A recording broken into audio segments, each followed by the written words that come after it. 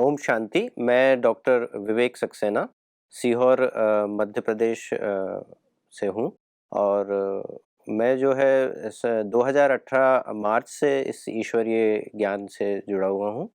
मेरी यात्रा किस तरह से शुरू हुई इसकी काफ़ी रोचक कहानी है। एक्चुअली चूँकि हम साइंस के विद्यार्थी रहे हैं तो हमारी बुद्धि बहुत ही तार्किक है। किसी भी चीज़ को बहुत अच्छे से बहुत जल्दी एक्सेप्ट नहीं करती, जब तक कि उसके पीछे के कारण हम लोग ना जान लें। उस समय 2018 में जीवन में सभी कुछ हम लोगों ने लगभग भौतिक रूप से प्राप्त कर लिया था। लेकिन कुछ फिर भी ऐसा था कि एक शांति या कहें सैटिस्फैक्शन, सुकून की कहीं कमी नज़र आ रही थी। तो हम बहुत भाग्यशाली रहे।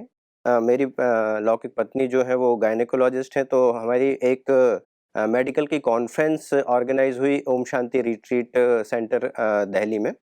तो वहाँ पर हमें सिस्टर शिवानी से मिलने का सौभाग्य प्राप्त हुआ और वो जो उनका 2 घंटे का लेक्चर था, जिसमें उन्होंने हमें मेडिटेशन भी सिखाया, वो हमारे लिए लाइफ़ चेंजिंग था।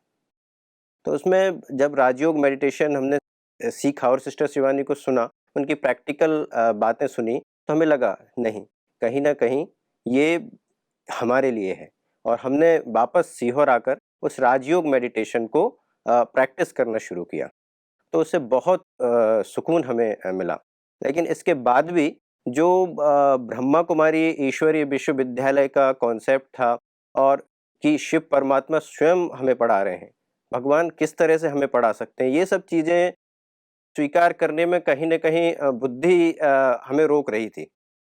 तो जैसा कि कहते हैं ना कि शिव बाबा कि आप एक कदम बढ़ाओ, तो मैं 1000 कदम बढ़ाता हूँ। तो उसी तरह से हुआ ये कि हमने अपने सीहोर लोकल सेंटर में जाना शुरू किया और वहाँ से हमने मेडिटेशन को कंटिन्यू किया। तो एक समय की बात है, मैं अपना बहुत ही रोचक अनुभव है जो कि मेरे लिए भी बहुत आश्चर्यजनक था कि मुझे एक स्वप्न आया और उस स्वप्न में मुझे एक दीदी दिखाई दी, जिसमें कि वो कुछ बच्चों को जो कि सफ़ेद कुर्ते पजामे पहने हुए थे और उनको कुछ प्रसाद बाँट रही थीं। वो चबूतरे पर बैठी हुई थीं, बाल खुले हुए थे उनके और जो उन्होंने जब प्रसाद दिया तो मैं भी उसमें था। उस स्वप्न में मैं 15 वर्ष का था और मैंने जब प्रसाद लिया और अपनी मुट्ठी खोली स्वप्न में, तो मेरे हाथ में 2 अंगूर थे और स्वप्न समाप्त हो गया। दूसरे दिन सुबह उठकर जब मैंने अपनी पत्नी को इस स्वप्न के बारे में बताया कि मुझे स्वप्न में एक दीदी दिखाई दी जो कि सफ़ेद साड़ी पहनी हुई थी, उनके बाल खुले हुए थे और काफ़ी हेल्दी थीं और उन्होंने मुझे 2 अंगूर प्रसाद के रूप में दिए।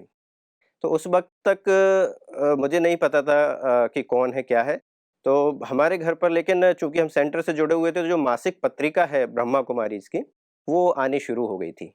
तो मेरी पत्नी ने सुबह यूँ ही उठ के वो पत्रिका पढ़ रही थी, तो उन्होंने दिखाया कि उसमें एक चित्र बना हुआ था। बोले कि ये जो फ़ोटो बना हुआ है, ये थी क्या वो? तो मैंने कहा, हाँ, यही थी। तो बोली कि आपने क्या ये पत्रिका देखी? मैंने कहा, नहीं, मैंने नहीं देखी, मैं जानता भी नहीं हूँ। तो बोले, ये जो हैं मम्मा हैं, इनको जगदम्बा सरस्वती कहते हैं। तो मैंने कहा, नहीं, मैं नहीं जानता हूँ, क्योंकि हमारी शुरुआती थी वो। तो इसके बाद वो बुक को वो पढ़ने लगी पत्नी। पढ़ने के बाद उसमें मम्मा का एक अनुभव एक भाईजी ने दिया हुआ था। फिर मेरी पत्नी ने प्रश्न किया, "क्या आपने ये बुक सच में नहीं पढ़ी है?" तो मैंने कहा, "नहीं, बिल्कुल भी नहीं पढ़ी है। मैं तो अभी देख रहा हूँ ये।" तो बोली, "आप ये अनुभव पढ़ो।" तो उस अनुभव में लिखा हुआ था कि मम्मा ने अपने अंतिम दिन भी, जब उन्होंने ये देह त्याग की, उस दिन भी बच्चों को टोली बाँटी थी और उस टोली में उन्होंने सबको अंगूर बाँटे थे। तो जब ये पढ़ा अनुभव तो मेरी बुद्धि तो वहीं चकरा गई कि ये क्या था? क्या यह स्वप्न स्वयं मम्मा ने दिया? ये ब्रह्मा बाबा का था या शिव परमात्मा की क्या शक्ति है? वो क्या चाहते हैं?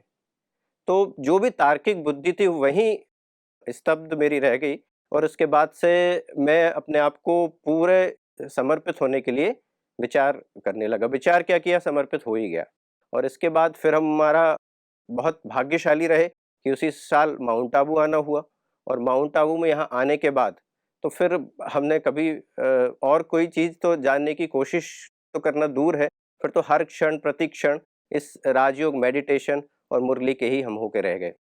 और मैं यही आप सभी लोगों से भी यही कहूँगा कि ये जो ज्ञान है, वास्तव में ईश्वरीय ज्ञान है, ये शिव परमात्मा स्वयं दे रहा है।